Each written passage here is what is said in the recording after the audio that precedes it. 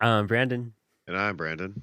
and welcome back to Apollo City Comics, your anything and everything comic book podcast. Where, dude, we have an awesome episode as we lead into our 4 year anniversary. Yeah, way to like just announce that to our guest right now too, who's hanging out there. Just, no pressure. Yeah, no pressure there. But yeah, it's actually kind of like technically it's like leading up because it's on Halloween. That's like the Apollo anniversary. It just happened. The first episode came out that time, so pretty sweet. And we're gonna do a live episode with a bunch of friends the first week, well, that like the day after, like November 2nd, something like that. So hyped for that.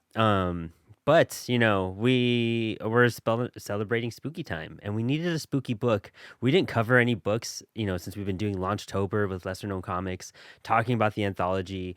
And you know what? I've been on different podcasts talking about all this too.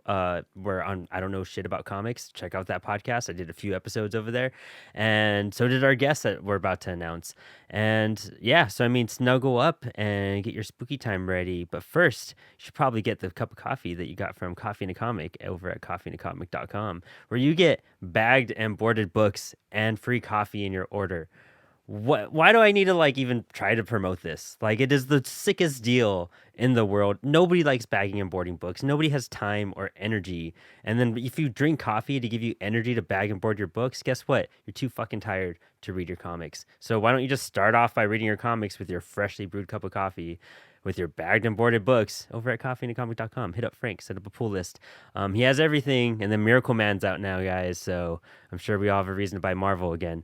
But and going back into what we're doing, Halloween's around the corner. So, writer, creator, dude, this guy has so many cool things. I'm gonna let Drew introduce himself because it's so fucking awesome. So I am the writer creator of the long running underground comic Halloween Man. I am one of the co-hosts of the Castle of Horror podcast. I am a Ringo nominated writer. I am a Best of Austin award winner, and I am a member of the PEN America Fellowship of Writers. So fucking awesome. Like, that's the And coolest scroll of like detail we've had on the show in general. Like, kudos to you because you've been doing comics for a bit. For about 20, in fact, I know 23 years. Yeah, if it was a kid, it would be legal to drink, legal to serve in the military, legal. I'd be kicking it out of the house. I'd be like, still, go, make me money so you can put me in a retirement home. I'm gonna make still comics. You need to can't. fund them. Like, Yeah, still can't rent a car though, which is really bizarre to me. You That's have to be that's 25 to rent a car, which is so strange. But anywho, we're here to talk making, about comics, not cars. I've been making comics since I was 7 years old. That's I know, right? Since I was 8. um. So, man, Halloween Man, you are a spooky guest. It is a phenomenal comic that's been going on for a while. And this actually has like some deeper roots and everything. Tell us where. We'll just kickstart it this way. I mean, tell us where Halloween Man came from.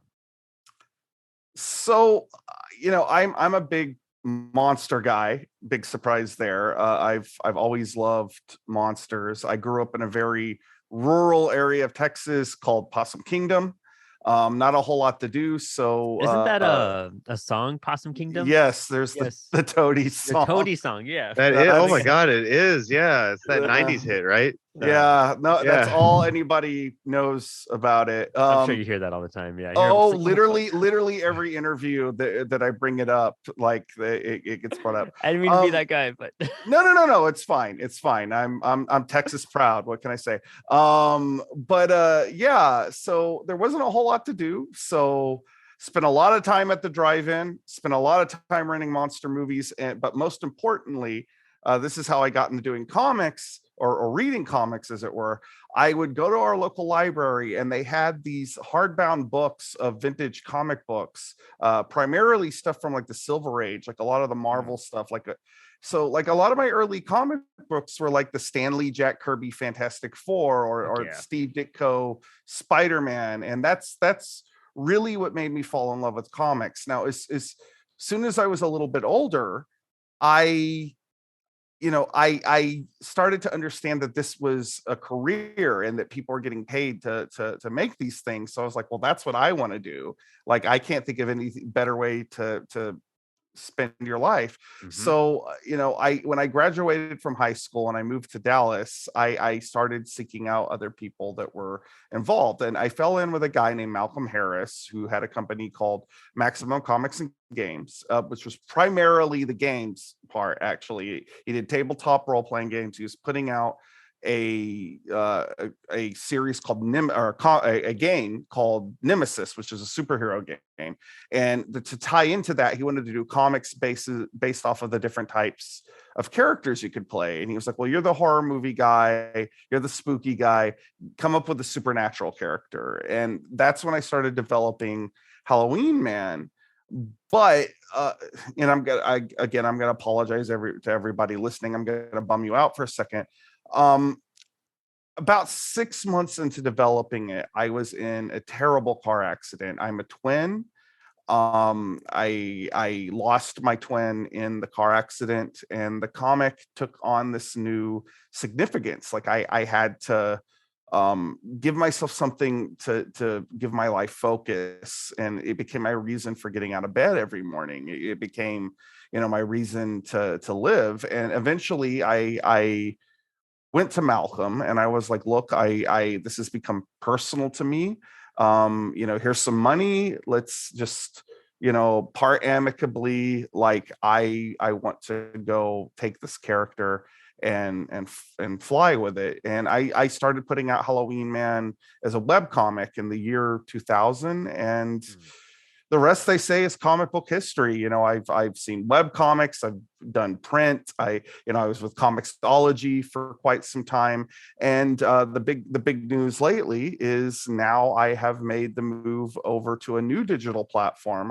The new home of Halloween Man is on Global Comics, and the cool thing about it is, as I am the ambassador of Global Comics for the month of October, we're putting up all of the Halloween Man back catalog, including stuff that was never on Comixology, some like just ancient web comic stuff. It's all up there for free. You can just go read it. You can check out Global Comics. You can check out Halloween Man. You can become a fan of both. You can start following me on there. Dude, that's so epic and so much to like unpack in a certain sense. So web comics, like you were doing this, what year were you around when you started doing the web presence of everything?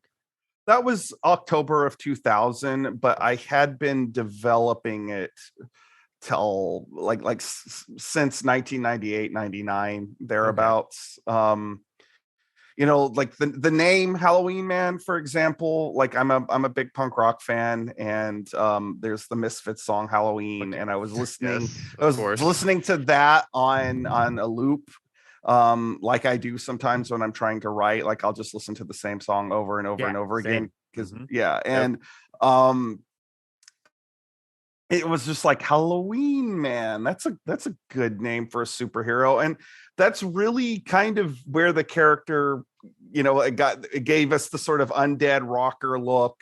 We put a big pumpkin on his chest because Superman has an S on his chest, Batman has a bat on his chest, so of course Halloween Man has a jack-o'-lantern shirt.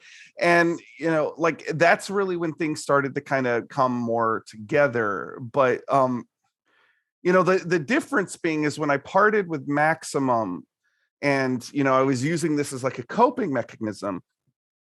When I was first trying to be a comic book creator, like one of my original collaborator was my twin, Hmm. and I would come up with characters and they would draw them, and we would come up with stuff together. And so some of the concepts and characters ended up being things that harkened back to when I was younger. And in fact, the setting Solar City is a setting that we used to try and make. We would have Solar City comics, and we would put our characters in there. And you know so it became more of its own thing, but also this sort of living tribute at the same time. That's the cool part. I mean, where how much did this like really how much of your brother did you really pour into this comic? And how much of it was like your coping and actually something for you to work through, like therapeutic in a sense? Like how did you turn it into that for yourself? So, that's a first of all, that's a very layered question, and my responses gonna have to be layered. Yeah. The sort of asymmetrical design of Halloween Man, where like half of him looks like a zombie and half of him looks like a person. Hmm. That was like a visual representation of how I felt. Like I had survivor's guilt, I had post-traumatic stress disorder, among other things. And like I knew what it was like to feel like a monster. So like that's really became like sort of the focal point of the character's emotional state is also his physical appearance. There is other more direct stuff. Like my twin was a transgender individual, and they were actually in the process of transitioning from being a man into a woman when Cool. when Fuck they yeah. died. And um there is a character in the comic named Bella who is a half demon gun-toting assassin. And that character is that Bella was going to be Ben's, that's my twin, that was going to be their name. And the personality, which is kind of best described as a little bit Bugs Bunny, this sort of Mhm. wisecracking, attitude. My twin had this incredible sardonic wit. So like that Mhm. is very much that. So, like that is probably the most direct thing, is that I have this character that is part of the supporting cast that is very much informed by, this person that I've lost, and I can sort of keep them alive. But it's lots of little things. My love of comics was something we shared. Our love of music, our love of monster movies. Like that all. Again, it's a living tribute. It's something that I can continue always. Mhm. That's awesome. That's the great thing about That's art and comics in general is, yeah. I mean, how it It's stands a testament of time. yeah. I will say, I'm sorry to hear about this tragic incident. It's as someone who's gone through a very horrific car accident myself, it could really mess with you, and it Yeah, really, really stick with you, honestly, for the rest of your life. And so I'm really sorry to hear that. And thank you. it's one of those things though with the comic that yes, it is like to some people just a comic called Halloween Man, but to Brandon's point, it's like this very beautiful craft that allows you to immortalize the you know persona and memories and essence of your twin, right? Like your twin forever, they're not with you, but they live on and their memory lives on with you within this creation, within the story that you've created together. And there's a certain beauty to that that can't be replicated nor necessarily uh, experienced by anyone else except you, right? Yeah, And I think that is a very powerful thing to have, and very, very commemorative. Um, And and especially like so, shaping so much around it. Like that's such a great thing is just like how a moment can really just become your entire life. And you've really just like push the boundaries with Halloween Man. I mean, looking at your timeline and what's happened, um, and what you've kind of seen how comics have evolved and changed from, you started off when everything was just prints, and then you're going into this web comic format, which is kind of like that comic strip aspect in a sense. But it's like still a little bit wonky. Like that's fucking, you're in fucking the Wild West at that point, figuring stuff, pioneering things yeah, in yeah. that. And now we're like in that global comics. Comicsology is probably even different from global comics, and we'll get to that. But how is it for you when you were like creating this comic and then shifting your idea into a web presence in the early 2000s? I was very much influenced by Scott McCloud's books Hmm. on comics, and he talks a lot about web comics as a form. If I knew, I'm obviously I'm a wiser creator now, and I write more to an artist's strength instead of what I think something should be. um if I would definitely do things differently now. Halloween Man, because there was no clear-cut idea of what a web comic should be. It was just like, hey, let's put comics up on the web. So there was people that were doing like the 3-panel joke a day thing, which I do think is probably what that specific format of web comics, that's probably what was best at it. But mine was more of a, a Marvel DC, type of comic.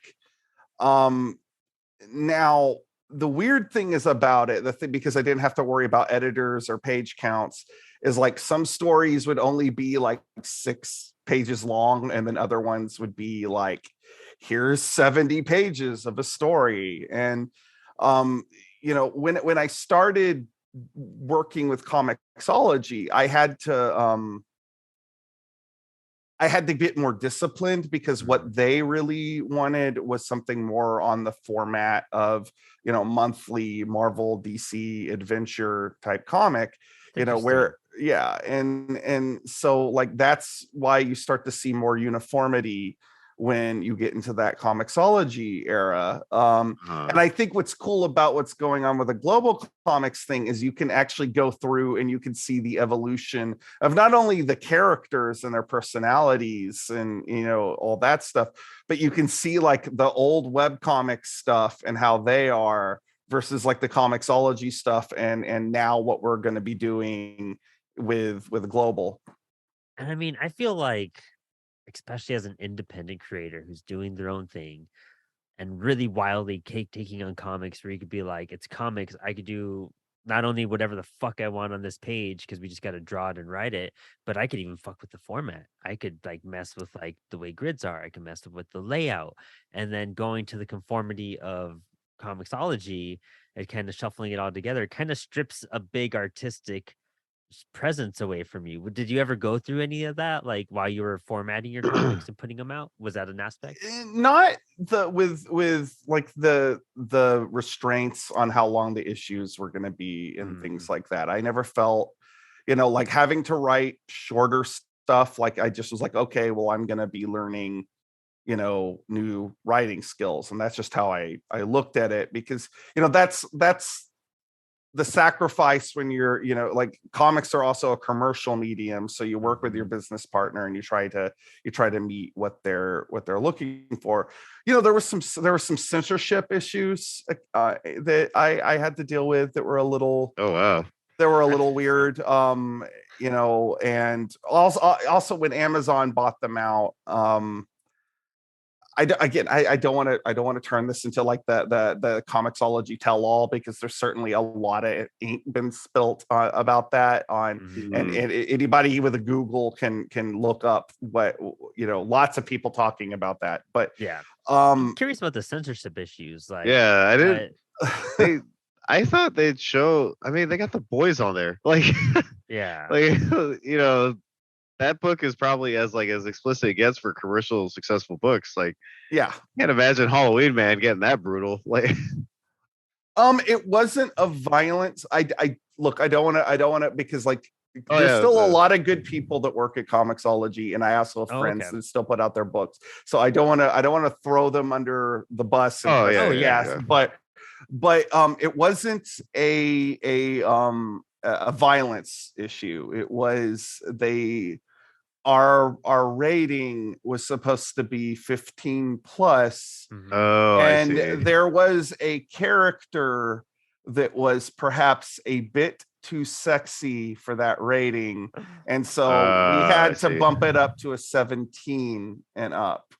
And even though this character is most of the time more clothed than Wonder Woman or any one of those characters, but like, again, there are good people that work at that company. Like we've even though we've parted ways, like I hope that they do well, and I hope the people that still put out their books on there do well, but it just wasn't a good fit for me anymore. Oh yeah, no, not to say anything against like anybody there. It's just more of, you got to find a platform that kind of fits your book, right? And they were a platform that had certain whatever you may call it, it just was like restricted to a point where you're like, okay, well, let's try something else, right? Yeah. And so I respect the move to still, I mean, to have something that you've created and stick to your guns and kind of go, well, this is the character and the story I want to tell. And if I have to tell this story on another platform just to tell it, then so be it, right? Well, that wasn't the issue that like I have to stress that was not why I parted ways with Comixology. Like the issue that I was just referring to that happened years ago, and Oh, okay. it was really more just the way so like so when I was initially working with Comixology, I Uh-huh. had one person that I dealt with. I had a rep, and then Amazon buys them. And Uh-huh. a few months into that, I get an email from this guy who I had been working with for years, and he says, "Well, my position has been eliminated. This is the new email if you need to contact anybody." So I would contact people with that email, and I would be dealing with sometimes upwards of 10 people. So Oh, I it see. was stuff like that. And then they lost a bunch of my comics like for 6 months, and it took forever to clear that up. So like it was that kind, it was more that Yeah, kind I of see. stuff. Okay. Yeah. Because like I'm a professional, like I can like deal, like if you want to put like a certain rating on something, like I, even if I don't agree with it, I can deal with it, Yeah. Yeah, like yeah, because yeah. that's the Part way of the the game. business, yeah, that's the way the business is. But I am certainly like Global Comics does have a certain more creator friendly feel. Like I know the people behind it, we're all on a Mhm. first name basis. If I need tech support, I'm not going to be dealing with a small army of people. Yeah. It's a lot more creator friendly. And Mhm. if you are an independent creator, I actually very much encourage you to go check out what they have to offer. Yeah, That's the Global cool Comics part. is like the new place to be. You're like probably the fourth, fifth person I've met that's like Global Comics, like, and going on there, it's crazy. Like there's so much content. Yeah. Like it's just almost like you're a comic book nerd in your candy shop, right? You're just like, Yeah. holy shit. Like there's something for everybody and everything. Yeah, but that's awesome to hear that they continue to be supportive and kind of just allow you to do your thing. Because, like I said, there's multiple people at this point telling me that they've had a great time there. Oh yeah, they're wonderful, and they're active in promoting what I'm doing, which is terrific. Because like you want it that's one thing I've always looked for in a publisher, is that trying to find somebody that believes in what I'm doing, and they absolutely have delivered on that. Uh huh. That's cool. Cause I mean, also, we talked about it on I don't know shit about comics, but it's such like a punk rock route to be like, these corporations kind of took over and it just like really just drowned everything out and all the rules changed and we have new managers and it's a bunch of bullshit. But these guys are over here supporting indie creators like no one else is.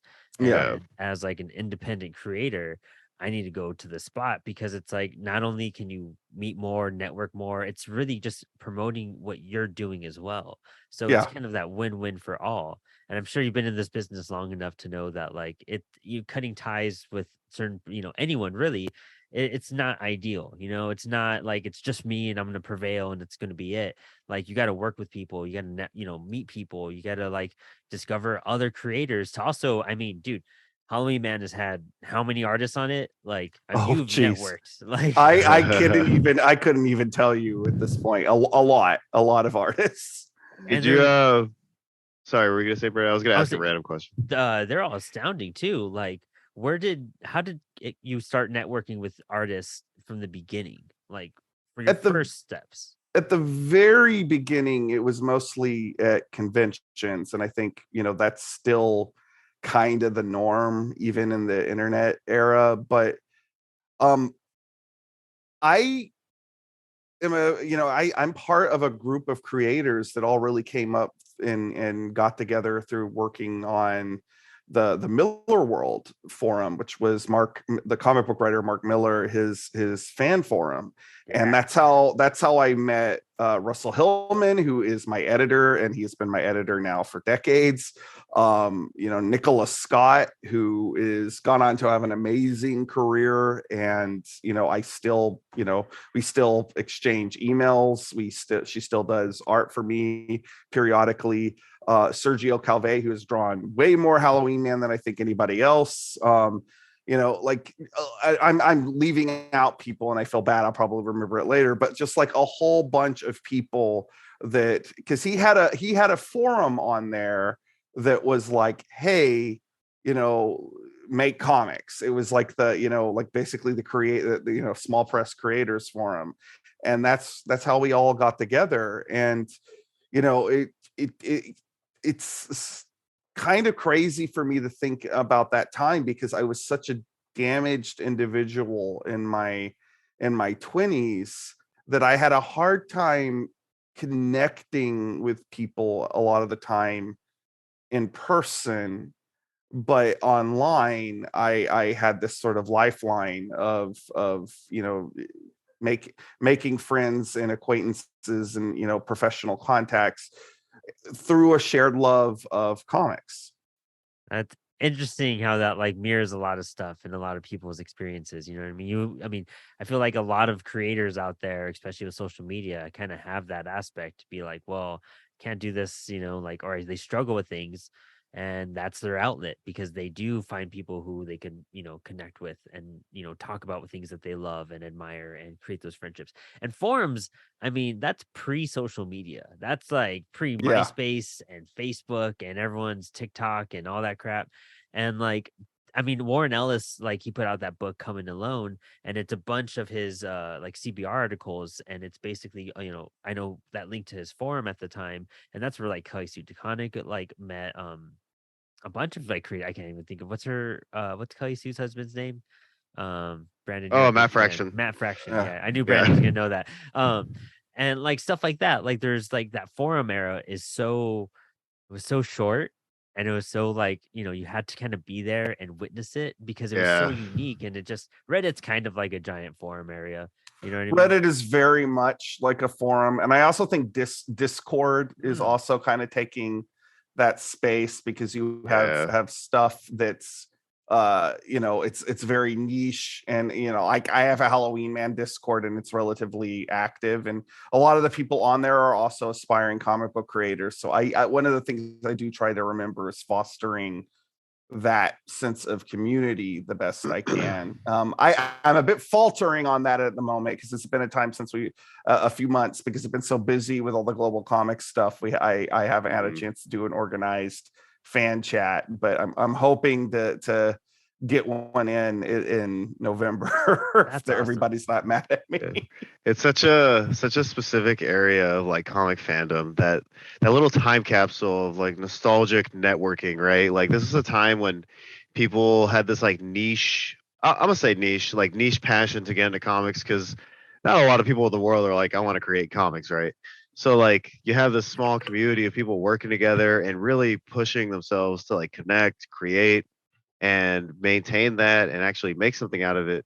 Whereas now, like social media is kind of like this double-edged sword, where there's more people that are accessible or have access to it, and it's more accessible across the board. But then algorithms come into place and start like really disrupting the flow of like content coming through, where certain people get more recognition than others, and some people have to work harder while others have to work less, and also money's involved if you're trying to do like paid ads and all that. So it gets really crazy. Whereas back then, there wasn't as many people, so you just as much work you put in kind of actually helped you out. Not to say it doesn't now, but it's that little era of time that you can never really replicate. No, It's I think unfortunately, when corporate America really got like, oh well, we can monetize people talking to each other on the internet. Because like prior to that, I felt like it was a little bit more democratic, but like now it's as you said, like certain people's voices are louder, and it is what it is. Like I will say this, like I also think that social media is a powerful tool. I have my Facebook, which is a little bit more casual, but like, my Twitter is a lot more comic book industry centric. And Nice. that's because a good friend of mine is a gentleman by the name of David Bowles, who is an incredible writer, is as well as a expert on Mesoamerican folklore, one of the smartest guys I know. He really set me straight. He was like, look, it's part of your job to be on Twitter. Like, and you just Yep. have to understand that. And I because of that, I started eating my social media Wheaties, and I got my Twitter presence in shape. And like, so you have to, while acknowledging that you are correct and that there are things that are unfortunate about the way things have kind of gone with social media, I still also think it's a powerful tool if you use it right. Oh yeah, totally. Yeah, For that's why sure. I said like double-edged sword, right? Like it Mhm. could really be to your benefit, but also can work against you. Yeah. Yeah, once you find Um, that platform for you to work on and that you could figure out and expand with, like that's the best thing too. Like I we don't use the Facebook at all. Really, it's just kind of reposting whatever stuff does. We have a Twitter that's like I'm more active on it because of lesser known comics and I just retweet what they tag me in. So hell yeah, thank you guys. And then like our Instagrams are big focus just because it's like the easiest thing to come up. And Twitter, dude, that's fucking New I York, need to whatever be one. better on my Instagram. I it's mostly just, I mostly just post pictures of my wife, and I've noticed for some reason those get more likes than if I post pictures of me. Yeah, I should probably your try to do. your fans are like, wait, this isn't Halloween man content. What's going on here? No one has complained yet. They're like, where's the Halloween man Instagram? I thought this um was it. I mean, yeah, and dude, kudos for you using Twitter, dude, because I mean, Yeah, that's New dude, York, like but it's everybody. You know what I mean? Everyone's just that's fucking giant New Big York City. tent. yeah, Yeah, it's like one giant wrestling ring and everybody's being tagged in constantly. Like it's yeah. just like I just can't be on there for more than 5 minutes, and then not even like 2 minutes. I'm like, why are people fighting already, man? This is ridiculous. Like I had a friend that. tell me some crazy statistic that like 80% of Twitter is only 20% of like the US population or some shit like that. Oh wow, It's like a interesting. small community. I mean, there's a lot of people on there, don't get me wrong, but it's like only a small percentage of the actual people like in the world. Hmm. Fucking too Well, much like though. the thing I think that I've noticed is, this isn't specifically a comics thing, but like movie nerds on Twitter who are angry about I'll use the last Jurassic World movie as an Okay. example. Like Okay. Twitter was fuming about that movie, and it still made a metric shit ton of money. So it just goes to show you, like, you can be look, I'm guilty of being a movie snob myself sometimes, Oh, but same. like, Yeah, for sure. yeah, but like, people don't listen to that. Like, they're like, oh, I want to see people get eaten by dinosaurs this weekend, so I'm just gonna go see that movie, and I don't care what all the cinephiles on Twitter are saying. Like no one makes their mind up based on social media. Like No, not at all. I think that is, uh like, big executives love data. Yeah. They love looking at data, so they're like, oh, people are really complaining about this movie on Twitter, but you're like, well, but how much money did it make? Like I'm a horror fan. Like I certainly complained about the new Halloween movie quite a bit on social media, but the movie still made a lot of money this weekend. It Yeah. probably will still make more money because most people just look at this stuff as like, well, what's going to be my evening's entertainment, and Mhm. Yeah. they don't have necessarily the emotional attachment that a lot of us do. Yeah. That's a big thing too, man. Yeah, people, especially when you get so caught up in these communities, and I love these communities, comic book communities. Yeah. And I do a bunch of crossovers with different podcasts and everything, and we always talk about stuff. And one of like this little podcast chat I'm in, it's just like we're just always blown away by how much people are like upset, but we're like, but it's like, one, it's probably better than what they're complaining about, and two, we're just like, it's still successful. Like everyone's still watching it, and I mean, if you're part of that community, it kind of becomes like what you see the most. So then we think it's bad, we think it's like good or something, but everyone else who just doesn't give a fuck about our nerdy like habits and what Obsessions. obsessions, they're Obsessions, just like, it lifestyles. was all right. Like Yeah. it was like, why wouldn't you like that? And I'm like, well, because they didn't do this. It's like, well, I didn't get that anyways. So they're just in it for the fun, you know? Yeah, It's they just want to watch a movie that entertains them for an hour or so, and Mm. you know, like they don't, you know, they don't walk away, you know, the with the same. And you know, the same thing is true with comic book fans. Like I try, you know, to, you know, like, look, I first and foremost, like when I'm making Halloween Man, like I'm doing it for me. yeah. But you know, I try to keep my fan base happy, but I also acknowledge like I can't make everybody happy. You know, like course, yeah. you know, like I have to make creative choices, and you know, like making stories, you know, making comics, it's hard, you know, Yeah. like, Oh, and totally. yeah, it's you know, not everything you put out is like, I love all my comics, like even the ones that I don't think are as good as the other ones, but like, you know, like especially when you've been doing something for the length of time I have, like Mhm. not everything is amazing. Like there's some stuff that I put out that I am like freaking proud of. Yeah. Like I am like, man, I swung for the fences that day. But you know, there's some stuff that I know, like I'll, you know, especially now that I'm going back and looking at a lot of stuff, like I'm pleased to say that most of it is pretty good, but like I look at it and you know, I see like, oh, I was such a young pup, I was such an amateur. You're like, my book oddly feels like this one issue of Spider-Man. Like, uh, uh, Oh, were you saying? well, what I wanted to ask while we were like kind of covering the social media thing was like, do you feel like Halloween Man would have been a different type of book if it was created in the social media era of like comic books? Or I know that's kind of a weird question to ask, but more of like, you know, you met some people through your connections on like forums, right? Yeah. So with the age of social media, you know, if you were to put in that same effort of like networking, do you feel like your book probably could have been drastically different?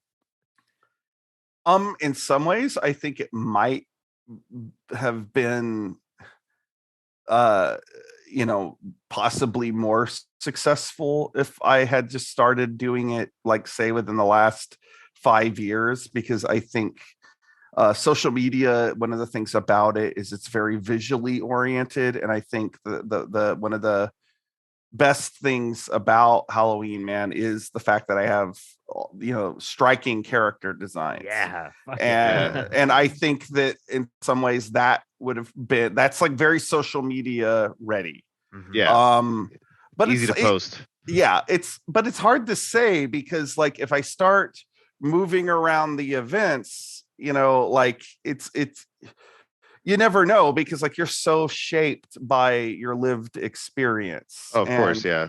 you know, like if I were, you know, like the say that I'm getting started now, like it's sort of imagining, well, like what if I was, you know, 21 right now instead of, Yeah. you know, 40, you know, 44. And you know, like that's you know, that would make me a creature of the 21st century almost entirely. And Mhm. um you know, like that's you know, that would be a different, I would have a different perspective. Totally, yeah. Yeah, so I don't know, that's an interesting question, but unfortunately I don't think I'm equipped to answer it as well as I would like. Mhm. Yeah, I only ask because it's like a product of the forum era, right? So Yeah, like it's hard to imagine, and I agree, it's hard to imagine like what it could look like, right? It could be a whole different book. Your whole process could have changed. You know, it could be endless. yeah, definitely. It's a what if. We Yeah. should just summon Your the own what watcher. if. Yeah. And you know, you use Indiegogo for your crowdfunding typically, Hmm. right? Hmm. Why do you use that instead of Kickstarter? Because and it's cool kind of hearing a perspective of Comixology to Global Comics. I wonder if there's like, you know, you've tried Kickstarter for a bit and it didn't work out. I've never done Kickstarter Oh, Oh okay. actually, wow. All right. because I don't, this is the primary reason, and it's just a pragmatic reason, is Okay. I really don't like crowdfunding is exhausting. It's like being at a comic book convention for months that doesn't end, and you're just constantly selling yourself, and it's exhausting. And I hate the idea that I'm going to work that hard and have, if I don't reach my goal, I'm going to have no money. So I would rather go a little off the beaten path, and like, because Kickstarter is certainly, it's the Coca-Cola of crowdfunding. Like, Yeah. it's the thing that everybody knows. But I might try to dip my toe. Dan Price is a good buddy of mine. He's had a lot of success on Kickstarter. Dan He's Price been just on the show. yeah, Great like guy. Like, he's a wonderful son of a gun. But like, he's been encouraging me to try Kickstarter, so I might. But like, Indiegogo has been a good platform for me. I will say that there has been, and I don't want to spend too much time on this, but there has been some politicized elements in like, which I find a little bit odd, like, because there's like, people are like, well, Kickstarter is the good, it's the good crowdfunding platform, and Indiegogo is the evil crowdfunding Oh. platform. And I'm like, no, they're just two, big companies. yeah. And you shouldn't be thinking of it in terms of morals, because like Yeah. that they're just tools. Like, they're just Exactly. tools that are there to use, and you decide what you works for you. But I that has, because so many times over the last few years, it's become like, oh, you use Indiegogo. And I think people are expecting me to come back with some very like politicized, not that I was, think that's why you asked it, but like, Yeah. yeah, but like, people are sometimes expecting me to come back with some sort of like far right think piece. Yeah, that's wild. Like, I yeah, kind of like, heard I did- small debates about stuff what like that, but I never knew it was that dramatic. I It was like an oh yeah. imagined I type of thing. I had no idea there was like this whole politics to crowdfunding sites. I'm like, Oh yeah, I'm like, whoa. whoa. And I am like a bit baffled by it. So like, like, I don't like having to part of the reason why I'm starting to look more seriously at Kickstarter is that I do feel like I don't want to have to like morally quantify myself about my values based around which crowdfunding platform I use. So But I will wild. but I will say Blown me that away. I do think Indiegogo does have some features that I still prefer, which one of the thing is like, you always get some money. And like, look, we're bootstrapping our way around, like, we're indie Mhm. creators, and Yeah. like, crowdfunding is hard work. But there is advantages to Kickstarter, I can say, without even using it. The fact that Kickstarter is so well known, it's hard to sidestep that. Like, people really know Yeah.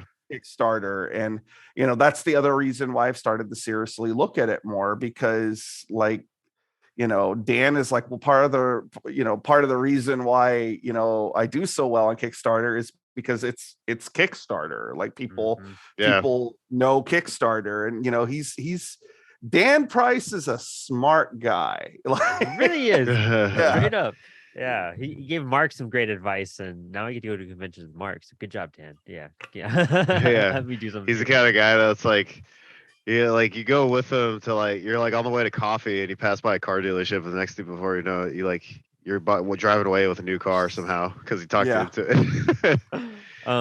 That's crazy. Yeah, I was really thinking feature wise. I'd never known about like this whole culture war between the two. And yeah.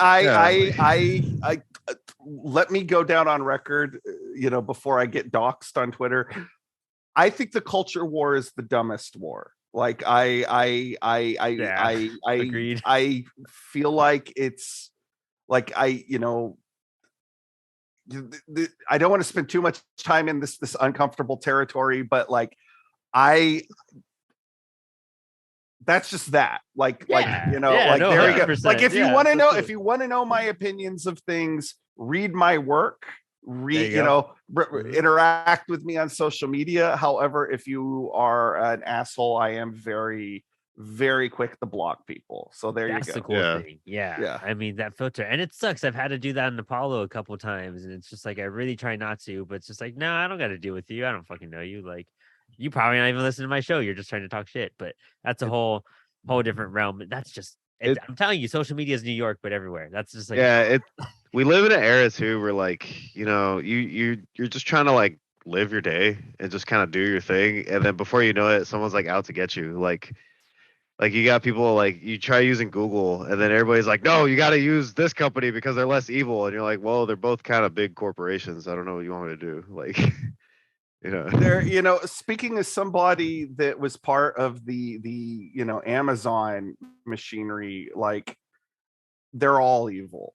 Yeah, Like that's what I'm it's saying. just Like, there's no like, that's what I mean. Like, you choose one, and everybody tries to convince you to use the other, and you're like, I don't know what to do because they're kind of all you just blur gotta together. you just got to use the tools that make the most sense for you to live your life, and you have to be, you know, you have to follow your own sense of ethics on a you know, interpersonal level. Like yeah, I try to do good things within my own work. Like I have control. Like I don't have control, you know, like look, I vote, I'm politically active, like I'm a sponsor of like a feminist nonprofit here in Austin. Like I that's try to cool. do good things with what I do. Like I try to, you know, hire certain amounts of people from marginalized groups to work on my book so they can build their resume and get a, you know, a foot in with the industry. So like that is the way I can affect, you know, I can do good. Like as far as like which crowdfunding platform I'm using, like that's you know, like you're getting into murky territory. Yeah, Yeah, yeah. that's such You can a see that. still blow my mind with that. Like, I had no idea that was the thing. Like, it's Um, really like I was like, oh shit. And dude, I forget, like, and I meant to bring it up at the very beginning too, but you're from Texas. I'm from Yep. Texas. We're in two Yep. totally different fucking I'm parts not of from Texas. Texas. Hey, But like that, like Austin's like a really fun city and super Austin's cool. great. Yeah, is, it's is it is it Austin that's kind of like the new like tech hub? It is, but I'm pretty removed from that. So Yeah. I don't know. Like I did have a buddy that was working for Tesla for a while. Like, you know, there is a lot of that here. You know, like I'm pretty solidly in the arts wing of Austin. And of course, like even, you know, the fact that, you know, like look, I've lived in Austin for over a decade. And you know, it's been my home for now most of my adult life. But Yeah. like I also, you know, you want to talk about Texas, like I also come from rural Texas, and like you could take the boy off the farm, but you can never take the farm out of the Farm boy. boy. So Yeah. like no matter how long I've lived in the city, I still sometimes feel like a hillbilly sometimes. So it's like I think even that, you know, is kind of it is affects my voice as a writer, because I have that like wide open spaces to urban sprawl experience. Yeah. No, yeah, totally. I could totally relate to that. I mean, I'm not from Texas, as I said earlier, but I did grow up in 90s San Francisco, in the Mission. And for me, like walking through the city now, like people do talk about like Silicon Valley and all that. And I'm like, I don't know, man. Like, last thing I did for fun was go to like an open mic, like it's one of those things that like, I have a certain personality that was developed within the city. And when I walk in now, I almost feel like a stranger in my own hometown, because of how it's drastically changed. mhm. Yeah. Um, so I totally see what you mean, though. Well, like, you know, the thing that you're talking about is like I've seen Austin change so much. Like I remember when I can still see, you know, down, like I would drive along my street and I could still see downtown. Now there's like they've moved in these condos and they're blocking Yeah, my Oh, view. dude. Yeah, tell me Yeah. about it. And that's all people that you know have moved into the city for probably tech jobs. And that being said, I love Austin. I still think that there is a lot of wonderful things about the city. There's always something to do here. And we have a lot of amazing comic book creators who live here. Like Yeah. the comic Yeah. book scene here is wonderful. I was Well, gonna I was ask gonna- about that. Like, how's yeah. like the art community and the like comic book community around there? I know like Michael Moorcock lives around Austin, and Yeah. like Donnie Cates is out And- there. Like, Yeah. Donnie was actually a best man at a friends of mine Oh, shit, that's cool. wedding. Nice. I'm not going to make it sound like we're all hanging out with each other 100% of the time, but He's there in the crowd. yeah, like Yeah. we're it's a fairly tight knit community. Like, and it's like Dan, who we've name dropped a bunch of times, like we live like 10 minutes away from each other. We have like backyard barbecues together. oh yeah. 10-minute drive. That's unheard of in Texas. Like, I'm also really good. I'm good friends with Matt Frank. Who's an amazing artist.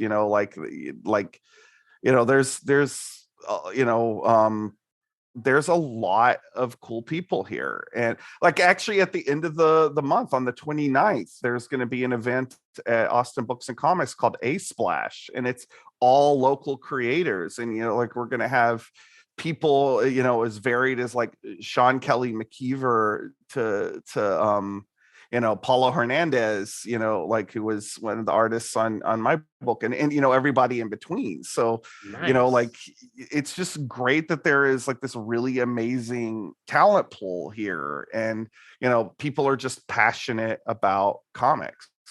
would you say that that boom, I guess you could call it, of like creators kind of exploded onto the scene in recent history? Like, it seems that I know you said you weren't like raised there, but you've been there for a better part now. Do you feel like, you said over about a decade you've been there? I've been here for 13 years. 13 years. So do you feel like from when you first came in versus now, it's like night and day as far as like comic book creators go? No, there's always been a lot of people here. I think it's because the art scene attracts people who are interested in comics. There's a lot of art galleries. There's a decent amount of conventions, and there's even more conventions in Dallas, which is just a drive away from here. So it's if you're a comic book creator and you're in the South, it's a good kind of home base, I guess. Nice. But like, pretty much from the get-go, there was a lot of people, like, within a few months, like, of living here, like, I was meeting fairly famous comic book creators just at social events, because that's just, Austin's a big small town. Yeah. Like, it really is. And like, everybody kind of knows everybody. So like, and it's kind of always been that way. Now that I'm sure there was a point where it wasn't as commonplace, but like, at least for the time period that I have been here, it's been like that. Okay, that's awesome. That'd be the only city if I was deciding like where I was gonna move when I took off from El Paso, and it was either come up here with a friend like in that Washington, Virginia area, or I was like, I could go fucking hit up Austin, but I just wanted to get the fuck out of Texas at that point. And I just got out of it. But dude, yeah, it's such a fun city. That's like the one place I'd visit. So if I'm ever down there, I definitely will hit you and Dan up, and we'll get some food. Yeah, it's like the one part of Texas everyone always tells me to check out if I were ever, like, I was gonna visit Brandon in El Paso. That'd be like my only reason to ever go there. Yeah. And they got some good burritos in El Paso, some good tacos. Yeah. That is Some great- true. some Yeah, he fruit. did Yeah, tell me that. food is dope as shit, yeah. But everybody always says Austin. I have actually been told that Austin is a nice place for comic books too. You're got a definitely lot like of reaffirming that. amazing comic book stores here too. Like, Yeah. I've hit up a few of them when I visit because I'd only go there for concerts and whatnot. That 9 hour drive was if I'm going, I'm making a mission out of it, you know. Yeah. But yeah, It's that whole little universe, I miss it. Texas, fucking Texas, man. Make a come in for a convention, and Yeah. and Dan and I'll show you around. hey, Yeah, you're sounds good. hosted. I'm there. You know. Date. But as we start to like, wrap up and everything, man, Halloween, man, what can what's on the horizons for you? What are you working Yeah. on What's in the now? works? When's the What are we Netflix doing? adaptation coming? Yeah. You know, you can tell us if you want to tell us now. This would be the place. I would love something like that. The most direct thing, and I was actually working on it before logging in here, is I'm putting the final touches on the first new Halloween Man in almost over a year. It's a story called The Broken Man, and it's our take on Dr. Jekyll and Mr. Hyde. And the first half of it did come out on Comixology, but we were never be able to finish it because of all the weirdness. So like when I'm looking at this now complete story and like all the teamwork and camaraderie that has gone into it to bring it to life, like I'm not gonna lie, like I got kind of emotional looking at this comic book tonight. And it's gonna be great to put that out and give people something new to check out. We're also, excuse me, I am getting over COVID, so I keep choking down coughs. Oh, that's right. Yeah. But the thing that I'm also excited about is the speaking of Dan Price, the Halloween Man Latex Avenger crossover is also going to be coming out. There you go. And so like it's great to just have new stuff, and to know going into 2023 I'm going to have even more new stuff, and that we're now, like, we crossed that 2-decade thing, and now we're going to start creeping towards 25 years, which is insane there you go. to think about. So like I'm excited to develop this relationship with Global Comics and really expand the brand of Halloween Man. Because like, yeah, I want to see like a TV show or a cartoon, or action figures, or heck, let's get a first person shooter video game where you can blow up monsters, and like it's like I think it's long overdue for Halloween Man to just like take over. Like it's time. His ugly face needs to be everywhere. I'm down. I'm down to play a Halloween Man video game in my Halloween Man underwear. I'll get some merch. Yeah. You better get some tidy whities though. I'll put like a jack-o'-lantern right on the crotch. It'll do it Perfect just for you. So I do have some really just random questions out of curiosity I'd like to ask. Sure. I won't take up a whole bunch of your time. You can answer. You're good. You're good. But with you hitting that 2-decade mark with Halloween Man, do you feel like, this first question being, do you feel like you'd want to create a new comic series, and are you okay with either putting the series on pause or even handing off the series to another writer? I would never hand it off to another writer. The only way that I would even come close to doing that is co-writing, which I've done a few times. Russell Hillman, who is also my editor, like has co-written some stuff, but he's worked on the book now that he knows the characters very, very well. My wife, I actually think who's an incredible songwriter. She's never written a comic, but I would trust her to write it as well. But it's so personal to me. And like, the thing is, like, you ask about other books, like the thing I always think of first and foremost is just other books set in this universe, because I now have so many characters that like, first of all, we've had spin-off one-shots starring Halloween Man's girlfriend, Lucy Chaplin, Science Starlet, which you can also read on Global Comics for free. But like, that's the sort of thing I think about first and foremost. That being said, I am working on 2 non-Halloween Man projects. One is a werewolf comic, and I'm not gonna give much more detail than that. And the other is actually a nonfiction book. It's a book on Christmas folklore. It's called The 12 Monsters of Christmas. It's Nice. it's illustrated. I'm working on it with Chandra Free. We've been working on it slowly, mind you. Like Halloween Man's an all-consuming gig, so like I haven't had as much chance to work on it. But like I'm at the point where I'm actively trying to find a publisher for that, because like first of all, because I just want to be exhausted for the entire holiday season. Yeah, Like yeah. like I'm already exhausted during October. Why not just throw in November and December as Yeah. well? He's like, But who's asleep? Who needs that? yeah, but like it's I'm really into folklore, and there's a lot of interesting stuff surrounding Christmas. So like it's still in my wheelhouse because it's still monsters, but like I'm really looking forward to finally unleashing that onto the world. Hey, you could get that Jack Frost character right there too, the Christmas season. There you go. Yeah, I just really random real quick. Like when he fights vampires, do they both melt in the sun? Is that like a thing that you did?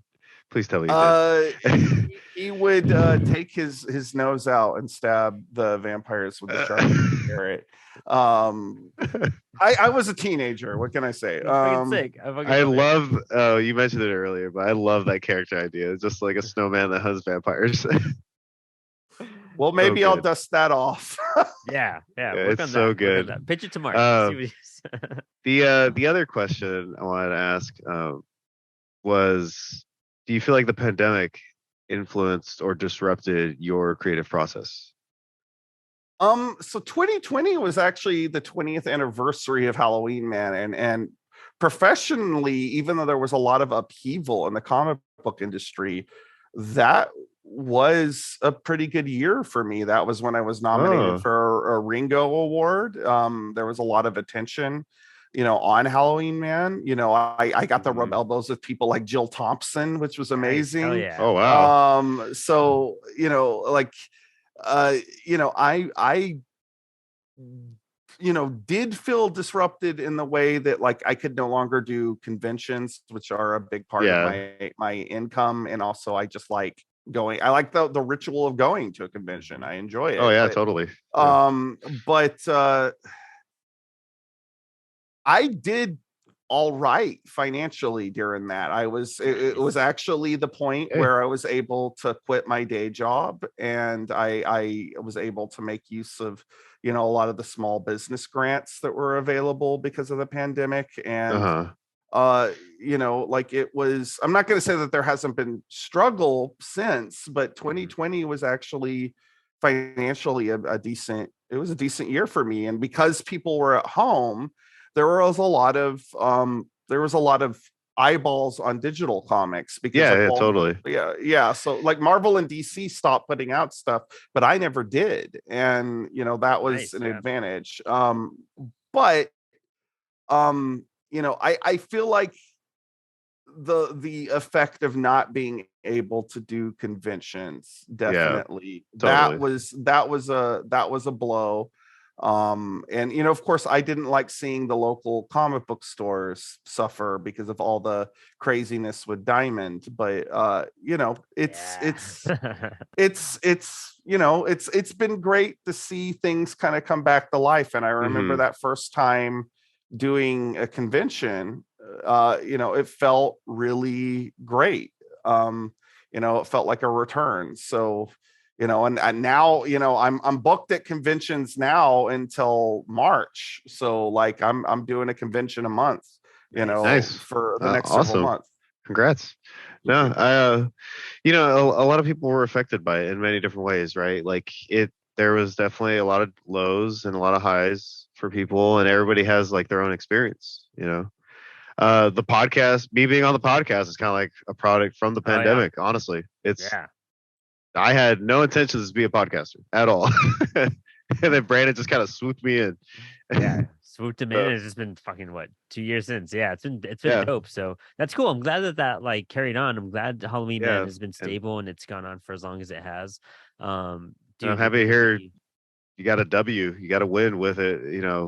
In light of all things. Yeah. And it's just you're gonna get that, Todd McFarlane world record breaker stamp soon. You know what I mean? Once you hit There you go. 300, you're gonna do it. But I'm excited to check out more of it. I'm excited to share it with everybody and to like help get you Yeah. even more exposure out there, dude. Because it's such a cool concept, and I love hearing like how far it travels like within you, And and that just gives it more reason. And sometimes when you hear the backstory to some stuff, you're just even more inclined to really yeah, discover it and I home in on it. I love that it's become like your passion project and that, it's become something that is so personal to you that, I always love when creators like really like own up to what it is they create. And I think like you being like, no, I'm the only one that's forever going to write this. And I think that's like such a beautiful commitment to have because some people eventually just, go, okay, here you go. I've never felt burnt out on it. Like Oh yeah. even after all this time, I still love the characters, and I'm still finding ways to expand their universe with new heroes, new villains, new monsters. It's just something I love. Yeah, no, it's awesome to hear that. Like not many people can say they've done that too. Like the only person that comes to mind is like who Eric Larson. Like he's been like the only guy doing Savage Dragons since the beginning. Yeah. Yeah. Well, And he- Eric, no, like no joke. Eric Larson is a bit of a hero of mine. So That's like cool. No, I respect the hell out of that guy. yeah, and you can Nice. see why he does it. Why he does it for fun still, because it's his Mhm. passion project. And you could understand. I'm pretty sure you do as a creator, like why you would as well. Right. Uh, Well, Drew, dude, it was good meeting you. It's good hanging out, and I'm glad I got Awesome. to talk Yeah. to a fellow Texan for a little bit. That's always nice. we've got a lot of Texas people out here. We need to get more. Honestly, we don't have We've many. yet to get anybody from San Francisco. It is like mind blowing. Yeah, that's That true. is a little Yeah. strange. Yeah. We're not a big comic book scene in my eyes. Like it's more of like there's a good punk scene because of the East Bay, Yeah. and like Yeah. it's just like there's comic creators. I guess just not as many. Maybe I'm just not looking at the right place. I don't know. But we'll definitely check out anything. If you ever have another Indiegogo, once the new book comes out, hit us up. We'll get you on the show again just to talk about that. But it's been more than a pleasure. Thank Yeah. you. This has been great. Oh yeah. Thanks for hanging, Thank man. yeah. Thank you.